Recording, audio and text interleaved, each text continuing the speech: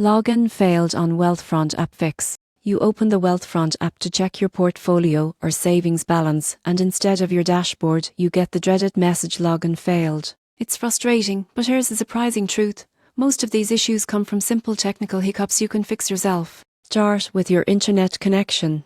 Wealthfront's login system needs a stable connection to securely verify your account.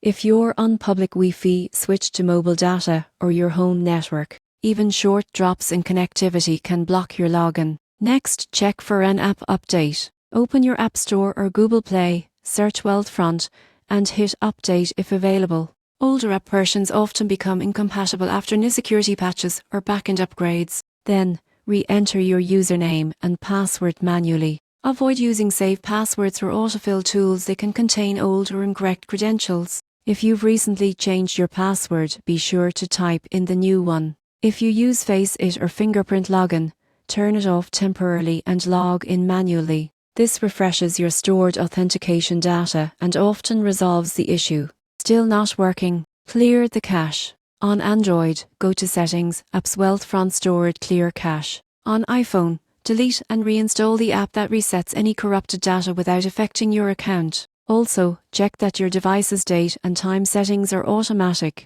Wealthfront servers rely on time synchronization, and if your phone clock is even slightly off, login verification might fail. Lastly, if none of these work, it could be on their end. Wealthfront occasionally performs system maintenance, which can cause temporary login issues. So next time you see login failed on Wealthfront, don't stress. A quick update, password re-entry, or cache clear usually does the trick. Within minutes, you'll be back managing your investments and keeping your financial goals on track.